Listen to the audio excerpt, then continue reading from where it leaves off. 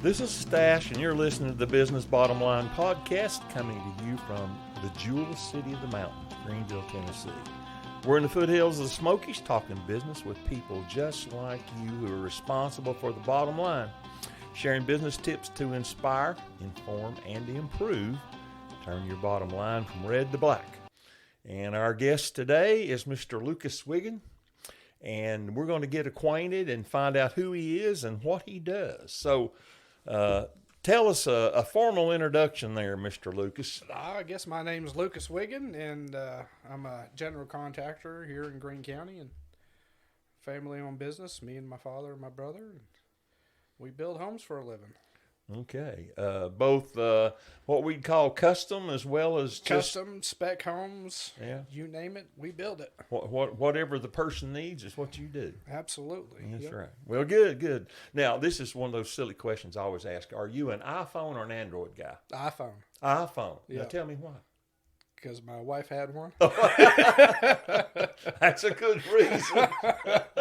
It's funny, people either are one or the other. They rarely switch. Yeah, oh no. No. So anyway, that's a good reason to have one. So that leads us into the question. Tell us a little bit about your family. Well, I've got a beautiful wife, Candace.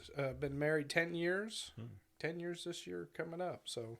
And we've got two beautiful girls. We've got a 3-year-old Oakley and a 3-month-old Everly. Oh, my goodness. I didn't realize you had one that young. Oh, yeah. So it's really busy at the house. I bet. Not sleeping all night yet, probably. No, she sleeps pretty much all through the night. She likes to cry during the day. But hey, that's acceptable. That's acceptable. Nighttime's not too awful bad. Well, that's good. Yeah. That's good. So tell me if you've got a favorite book you've read lately or a book you've read in the past that's just one of your standout favorites. Are you a reader? I am a reader. I don't do a lot of it. I guess I tell you what's really been with me here lately, and I don't know if you know about it, and it's not necessarily a book, but it has a book with it. Okay. It's a TV series called The Chosen.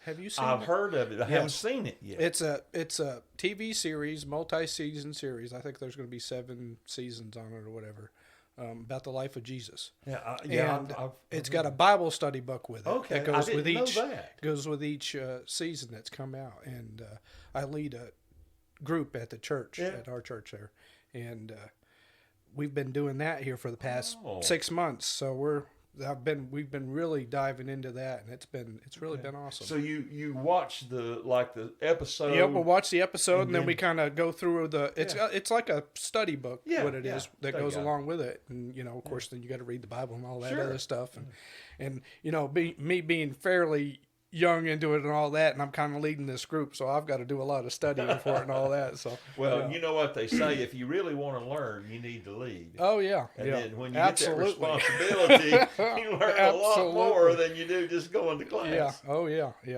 Oh, that's cool. That's cool. I knew about that, but I didn't know that there was like a study guide. Oh yeah. I think they've got the 1st and 2nd season done. We just finished at the church. I've watched. Yeah. Both seasons so far. They're getting ready to start filming season 3. Okay. But the 1st and 2nd season they've got books for. So that's great. Yeah, it's going pretty good. I bet it's interesting too. It is. I mean, we're a pretty small church. I mean, 40 to 50 on every Sunday, but we've got about 25, and it ranges from 30 to 80 that are in the group. So it's been, and we're doing it all on Zoom. So really? Sunday nights at 8:00, and we get on Zoom there, and there's about 25 of us that get on there. Well, look at you. I'm telling you, you're more technology. No, my wife does all the technology. Okay. Where credit's due. Yeah, absolutely. Well, kudos to Candace for being there to absolutely to make that happen.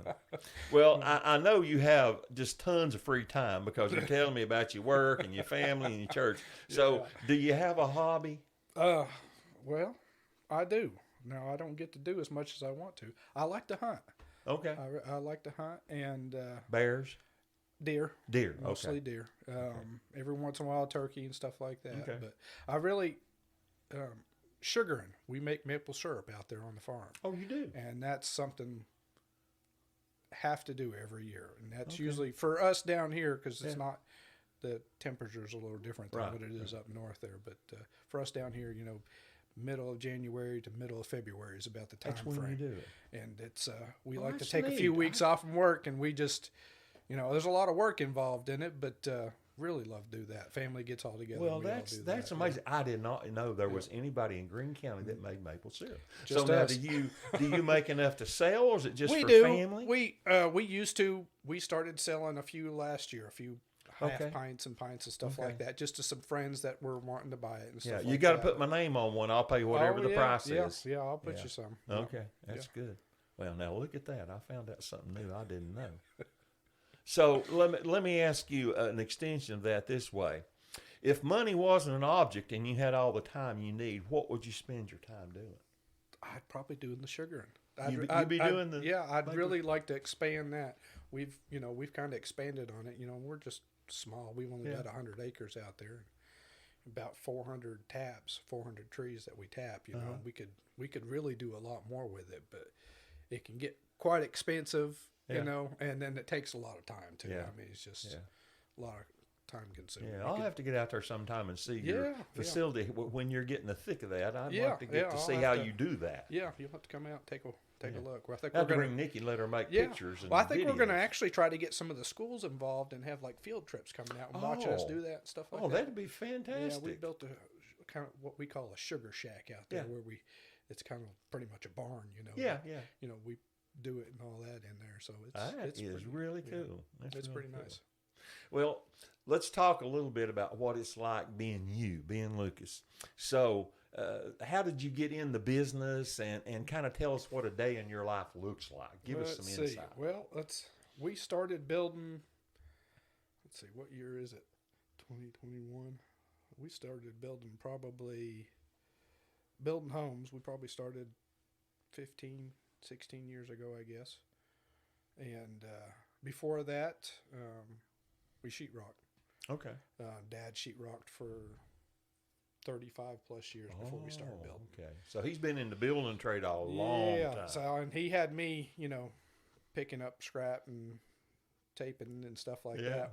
All the fun stuff. Yeah, just as soon as I could walk, he had me on the job site doing something, So we've been kind of in the construction business for a long time since since I was a kid. So so you literally grown up in it. Yeah. And I graduated from Tusculum College, which is university now. Yeah. But I graduated there in 2004, and I told them, I was like, make a decision. Either we're going to start building houses and start moving up a little bit here, or I'm going to go off and be in the FBI. It's what I was planning on doing at the time. But wow.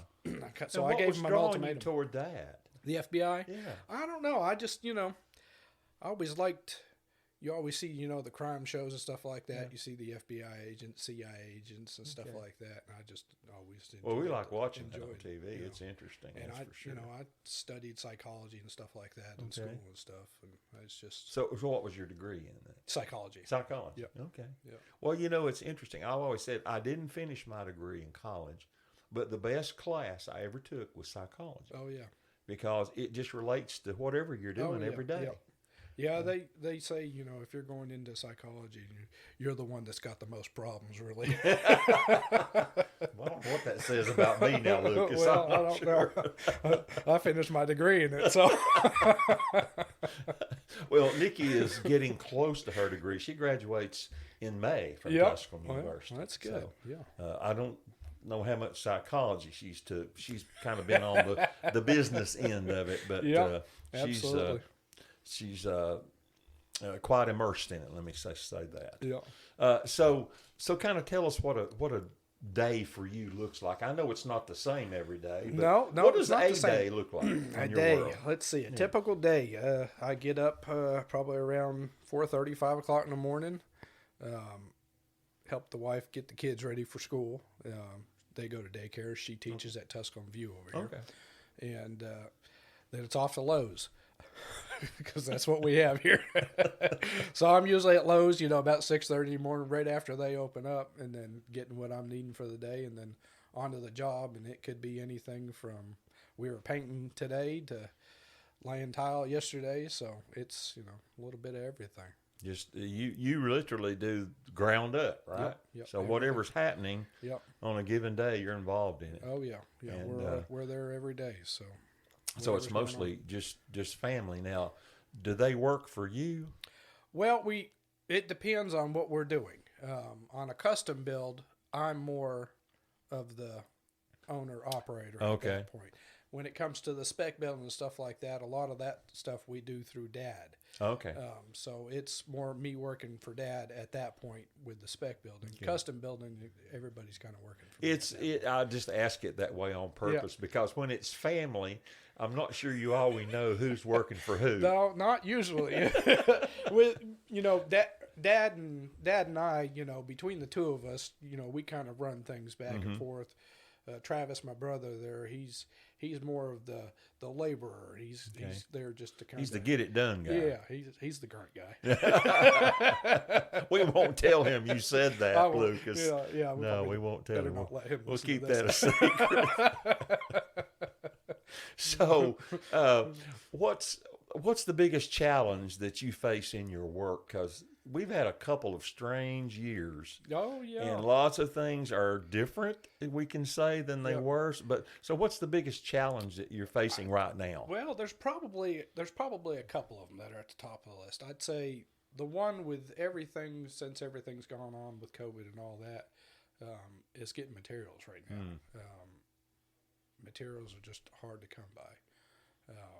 And if you can get them, it's usually delaying you somehow or another on the job. Can't get them on time. No. So that's probably one of the biggest things. Another big thing that really hurts the industry is a lot of the subcontractors and stuff like that. We don't have employees, so we're not really worried about that. But with our subs, they have a hard time finding people to work at this point. You just can't get anybody that wants to work. Enough employees to do the job. They're always looking for somebody new, and we use the same subs on every house and have been for 100 plus houses we've built. Yeah, so they're tried and true, and you've got trust built up, and that's a big deal. Yeah, so that means everything in the world in this business. It does. If you're going out and hiring a different electrician, each house you build, you're never going to get somebody that's going to show up when you want them to, or anything like that. Yeah, and your name's on the line. Yeah, absolutely. Not theirs. Yeah. I mean, yeah. So that's pretty important. But I'd say between those two things, it makes it kind of trying sometimes. Yeah. Get what you need. Yeah, it is then hard. Get it done when you get it done when the person wants it done. Absolutely. Yeah. Well, if you had to say how what you do helps others, how do you translate that for yourself? Because I know you're you got a servant heart type attitude toward life, but take that and explain how you process that for your business.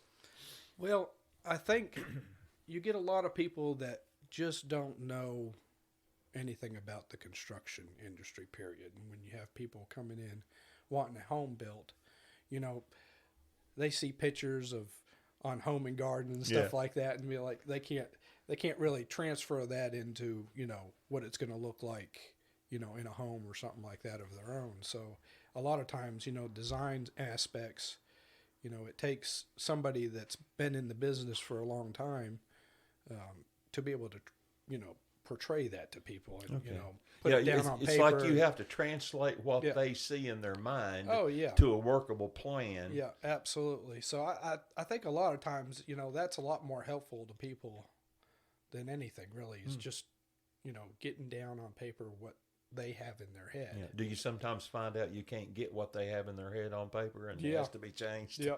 And a lot of times they like if you're watching these TV shows and stuff like that, and they see this, magnificent fireplace or something like that, and they think, well, we can get this done. And then budgeting comes in. Yeah, let's cut back a little bit here or something. That may affect the bottom line. Yeah, you get on these TV shows and you see $100,000 fireplace, and most people can't afford that. Right. We were talking about that today. Another one of my team members has recently bought a house, and we were talking about the expectations of people today. Oh yeah. And the cost of construction. A bathroom versus a designer bathroom is completely different. Yeah, you know? they're not even in the same ballpark. Yeah, but you put a couple of those and a designer kitchen in the house, and you've inflated at $50,000. Oh yeah, easily, or maybe just the kitchen $50,000. Oh yeah, you know, absolutely. So it's changed the value of a home, and sometimes the square footage doesn't necessarily reflect that. No, it doesn't. Yeah, because because we were looking at one that you could go into a kitchen, easily spend $50,000 to $60,000, and you you can't hardly justify it with the square footage on the house. Yeah, depending on the house, size of the house. That's just some of the things that's different. I know the cost per square foot, what used to be normal, is like, forget that. It's completely different now. Can't even touch it now. Yeah. It's very different, and it makes valuing homes, especially older homes. Sometimes we'll have that we're working on for a client, and then we start talking about the replacement cost, and it's so different than the value, the existing depreciated value of the home. Exactly. And people go, "My house can't be worth that much." No, but that's what it would take if you had to build it in today's absolutely. materials. Yeah, absolutely. So it's shocking sometimes. Yeah, and just in the past year here, that's changed, month by month so much. So, because materials, the cost has gone so high. It's crazy. Yeah, it is. It's a paradigm shift, especially in the construction world. It is in other places too. Oh yeah. And you're talking about materials. I went to buy my wife Ritz crackers this week, and I got the last 3 boxes I had, and there was 8 feet of shelf empty in the store. What is going on? Yeah, everything's affected by it. It's just everything. Yeah, it really is. So. Lots of changes in the last couple of years, and I'm sure from the time you started in the business, a lot of things are different. Even tools are different. Absolutely. What do you see unfolding in the construction industry, the building world, over the next 5 years? What do you see happening? Just the way you view it from where you are. Of course, being in the business, you want it to stay great forever. But it's just it's not feasible. I really think, in our little part of the world here in Greene County here, I think, we tend to fare a lot better than a lot of the other parts of the country. And I really feel like, next 5-10 years, you're going to see a big slowdown in the rest of the country. And it'll take a little while for it to happen here. It's not, like a light switch. It doesn't just happen here. It seems like we tend to follow, but we take a few years to catch up. We're a little slower. We're a little slow, but that's a good thing in my book. Absolutely. Yeah. But it's just like everything else. When everything's just got to catch up, and things need to reset a little bit. I think everything's kind of skyrocketed here lately. Kind of been on fire. Oh yeah, it has, and I mean it's been great for the industry. Yeah. But things just got to, at some point they have to reset. It's just a matter of time. Yeah, hopefully it won't be too painful. I hope not. I hope not. Yeah. Well, one of the things we always try to do is to give other people listening that are either in business or starting a business a bottom line tip, something that helps in their business. So you got to give me. Sift it all down. What's Lucas's bottom line tip for whoever's listening? Oh, that's a good question. Bottom line tip, I would say the best thing I could tell somebody just getting into the business is to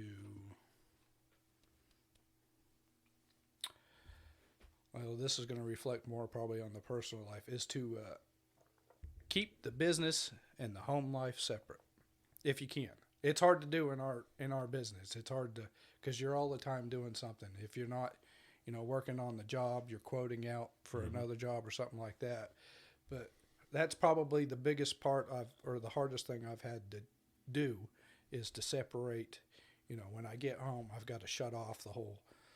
This is the job, time for the family time. And that's probably been the hardest part for me anyways. Yeah, that's a good tip, because sometimes people can forget that, because we don't, as the old cliche that I've heard, we don't live to work, we work to live. Yep. And if you lose track of that, even the work will suffer. Absolutely. Then. Yeah, absolutely. That's true. That's a good tip. That's a good tip.